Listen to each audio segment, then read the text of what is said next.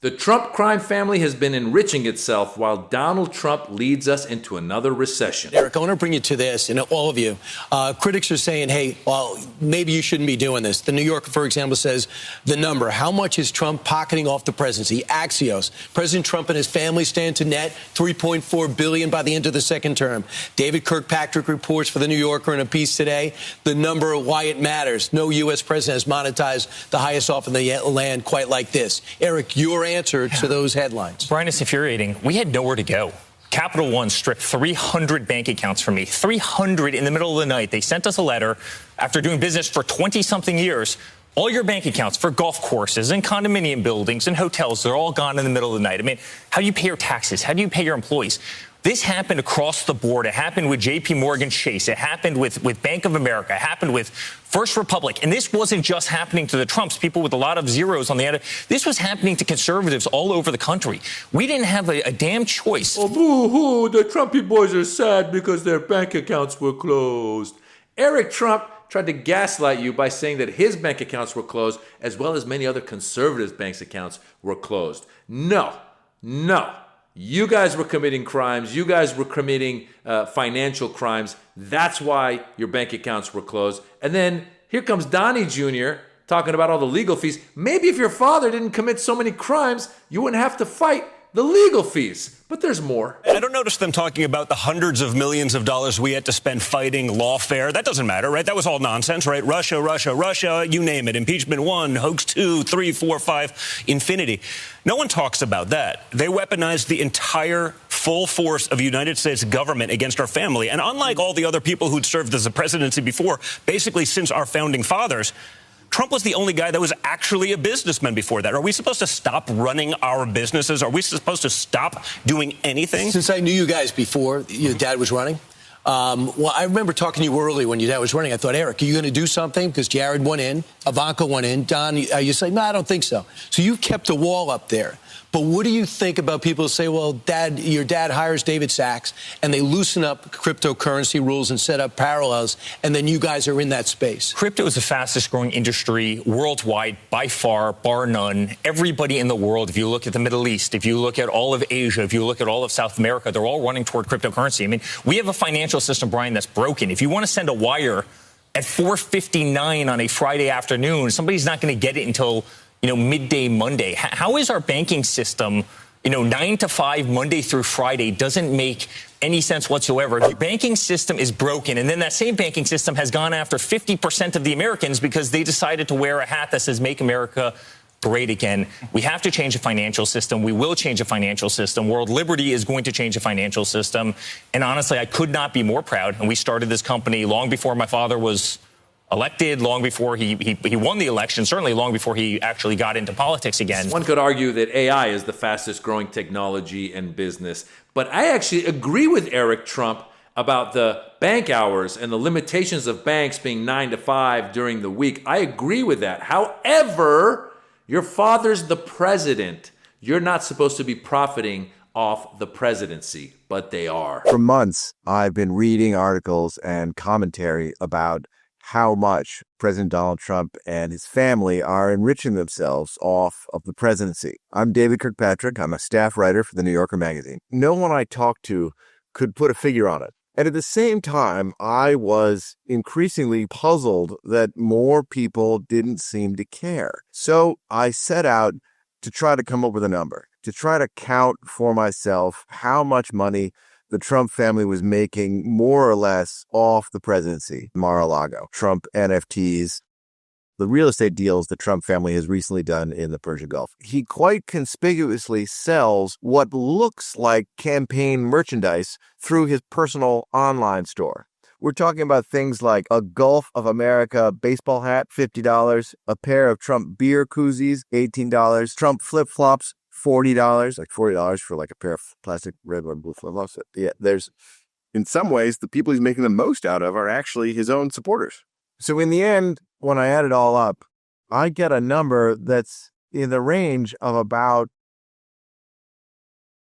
Well, they didn't give you the number, but I'll give you the number. It's $3.4 billion. He's profited $3.4 billion off of his presidency, and they're still trying to gaslight the public. The president stands with the American people on this. He doesn't want to see people like Nancy Pelosi enriching themselves off of public service and ripping off their constituents in the process. As for the mechanics of the legislation and how it will move forward, the White House continues to be in discussions with our friends on Capitol Hill. Emily, in a new seat today. Thanks, Caroline. I wanted to ask about this report that the president wants to host a G20 meeting at Trump Durrell. How is he going to do that, considering all the preparations that have been going on in South Africa? And also, would that be seen as his businesses possibly profiting from hosting this kind of meeting? I would reject that premise entirely.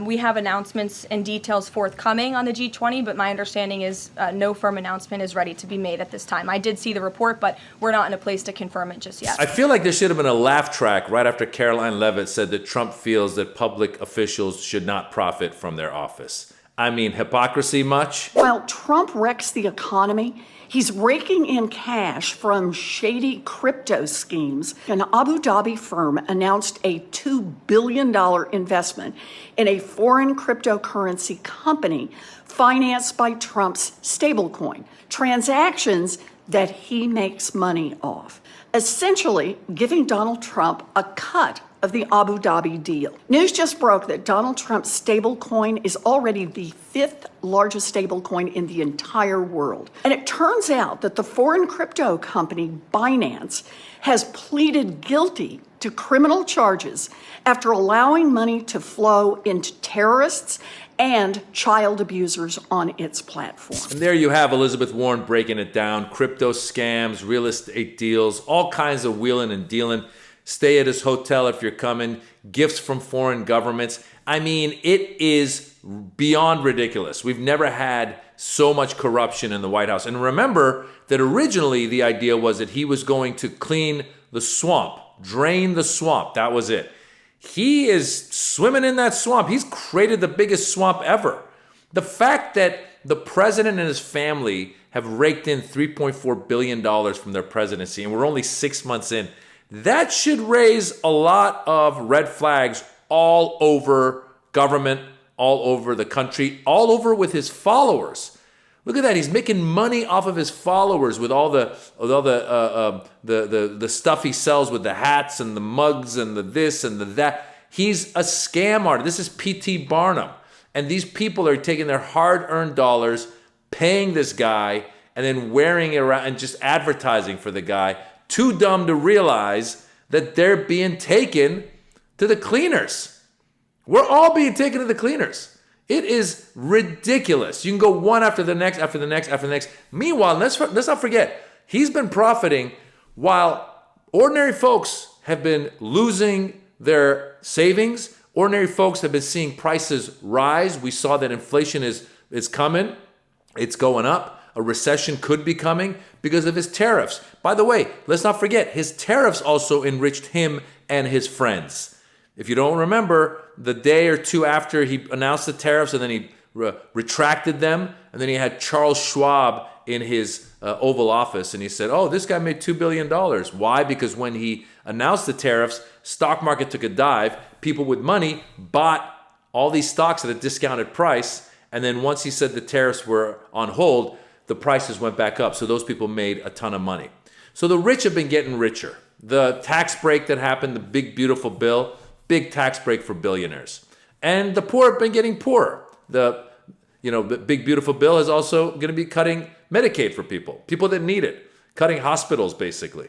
And so this guy is the biggest crook of them all. And he's getting richer, enriching his friend. Who do you think, for example, is building all of these holding facilities where they're throwing immigrants who are farm workers and cooks in?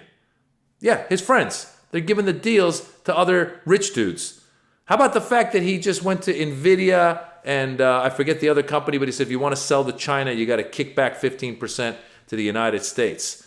That's basically embezzling private companies. The idea of Republicans, I thought, was to promote capitalism, private business. Don't get involved. But now he's asking them to do a kickback. And who knows how much of that kickback he's going to pocket. This guy's been the biggest grifter since day one. When he committed crimes, when he encouraged his folks to attack on January 6th. He almost tried to overthrow the government when he took classified documents. When he had legal problems, he would say, oh, I'm a billionaire, I'm a really rich guy. But he would fundraise on it. And he would get millions and hundreds of millions of dollars that were given to him to fight his court battles. Now, did he spend all those on court battles? I don't know. I would say he probably pocketed a lot of those. This guy famously had that the charity organization that ended up doing some kind of fraud. This guy's been a fraud from day one. He never even made his own money. His father gave him the money. He lost that money in bad casino deals. Who loses money in casinos? You got to be a bad businessman to lose money being the owner of a casino. And then from there, he wasn't doing well. Mark Burnett comes along, the apprentice, and they hire him to be the businessman. You're fired, right? And he makes hundreds of millions of dollars there. And every time he goes down, some bozo comes along who's got a ton of money or a great idea, and they rescue him. This most recent election, that bozo was Elon Musk, who spent hundreds of millions of dollars to get him elected, get Donald Trump elected. And then Donald Trump, in his big, beautiful bill, took away the electric car tax rebates. So he kind of screwed Elon Musk. We all saw famously had a falling out. So this guy is not loyal to anybody. He's enriching himself. How rich do you need to be? And he's, by the way, he's sitting here on our tax dollars doing things that are nonsensical. Like he's building a golden ballroom at the White House. Who cares about a golden ballroom at the White House? Like, whoever asked for that? It's our money that they're using, our tax dollars. He's using our tax dollars to put soldiers into cities that aren't asking for that help. He's using our tax dollars to arm ICE to go after people who've been here for 10, 15, 20, 30, 40 years with a family, been doing everything, by the straight and narrow, and he's arresting them and he's kicking them out of the country. Using our tax dollars to do those types of things.